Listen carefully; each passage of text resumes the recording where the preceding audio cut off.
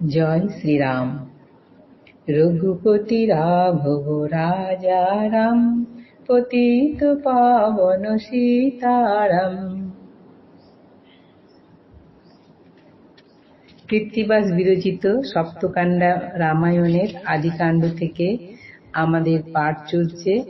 আজকের পাঠ শ্রীরামের গঙ্গা স্নান যাত্রা, পথে গুহকের সহিত মিত্রতা এবং ভরদ্বাজ মুনির গৃহে ধনুর্বাণ প্রাপ্তি। গতদিন আমরা এর প্রথম অংশ পাঠ করেছিলাম, আজ দ্বিতীয় অংশ পাঠ করব।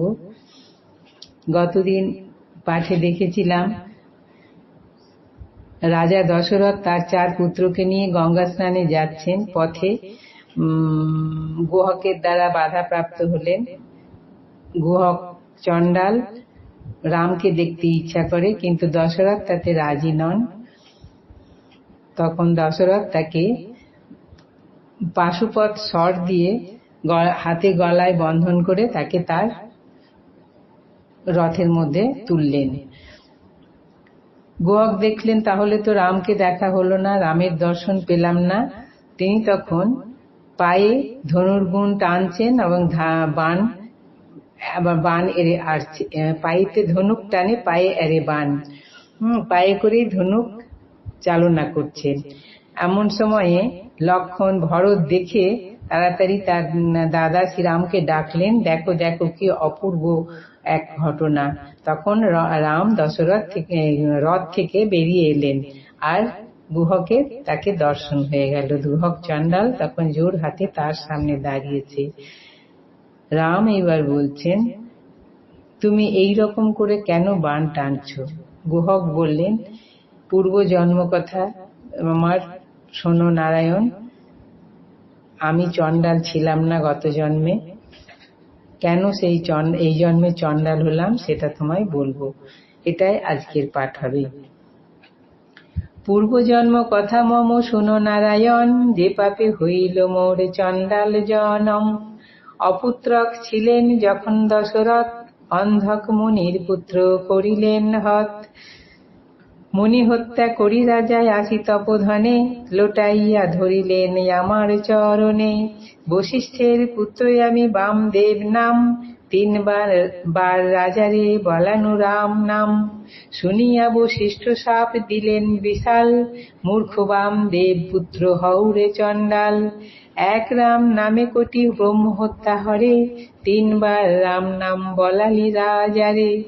লোটায়ে পড়িনুই আমি পিতার চরণে, চণ্ডাল হইব মুক্ত পাহাড় দর্শনে।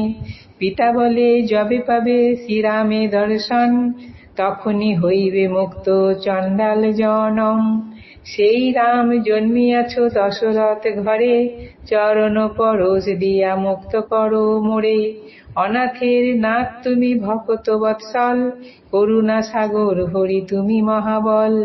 চণ্ডাল বলিয়া যদি ঘৃণা করো মনে, পতিত পাবন নাম তবে কি কারণে। এতেক বলিয়া গুহ লাগিল কাঁদিতে, গুহের ক্রন্দনে রাম কাঁদিলেন রথে। করপুটে দণ্ডাইল পিতার সাক্ষাৎ, ভিক্ষা দেহ গুহকে বলেন রঘুনাথ। রাজা বলে প্রাণ চাহ প্রাণ পারি দিতে, গুহকে তোমাকে দিব বাধা নাই ইথে। পাইয়া বাপের আজ্ঞা কৌশল নন্দন, খসালেন নিজ হস্তে গুহের বন্ধন। শ্রীরাম বলেন অগ্নি জ্বালহ লক্ষণ, গুহকের সহ করি মিত্রতা বন্ধন। লক্ষণ জ্বালেন অগ্নি রামের সাক্ষাৎ, গুহ সহ মিত্রতা করেন রঘুনাথ। যেই আমি সেই তুমি বলেন শ্রীরাম, গুহ বলে ঘুচাইতে নারী নিজ নাম। জগতে শ্রীরামের হইল ঠাকুরালি, প্রথমে করেন রাম চণ্ডালে মিতালি। বিদায় করিয়া রামে গুহ গেল ঘরে, পুত্র লইয়া দশরথ গেল গঙ্গা তীরে। অপূর্ব অনন্ত ফল ভাস্কর গ্রহণ, স্নান করি রাজা দান করিল কাঞ্চন। ধেনুদান শিলাদান কইল শত শত, রজত কাঞ্চন তার নাম লব কত।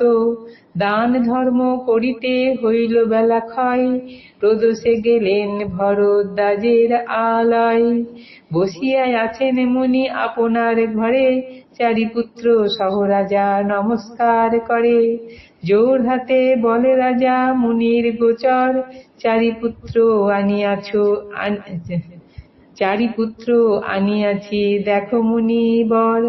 আশীর্বাদ করো চারি পুত্রে তপোধন, বহু ভাগ্যে দেখিলাম তোমার চরণ।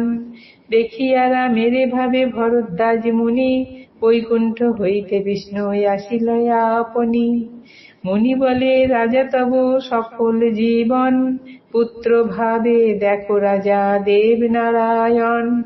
ভরদ্বাজ এই কালে দেখে চমৎকার, দুর্বাদল শ্যাম তনু পরম আকার।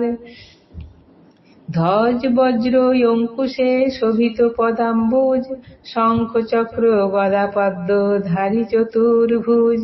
শঙ্কর বিরিঞ্চি আদি যত দেবগণ, রামের শরীরে আরো দেখেন ভুবন। সমুচিত আতিথ্য করেন ভরদ্বাজ, সুখে রহিলেন সৈন্য সহ মহারাজ। রামের লইয়া মনি অন্তপুরে গিয়া, শয়ন করেন দোহে একত্র হইয়া। যখন হইল রাত্রি দ্বিতীয় প্রহর, শিয়রে রাখেন দেবরাজ ধনুস্বর। স্বপ্নে উপদেশেই করেন মুনিরে, অক্ষয় ধনুক তুন দেহ শ্রীরামেরে। এত বলি করিলেন বাসবপয়ান, প্রাতে রাম শিয়রে দেখেন ধনুর্বাণ। শ্রীরামেরে কহিলেন মুনি ভরদ্বাজ, তোমারে দিলেন ধনুর্বাণ দেবরাজ। মুনির চরণে রাম করি প্রণিপাত, আনিলেন সেই ধনু পিতার সাক্ষাৎ। শুনি রাজা দশরথ আনন্দিত হইয়া, আইলেন দেশে চারি কুমার লইয়া। কৃত্তিবাস করে আস পাই পরিত্রাণ, আদিকাণ্ডে গাইল রামের গঙ্গা স্নান। জয় শ্রীরাম।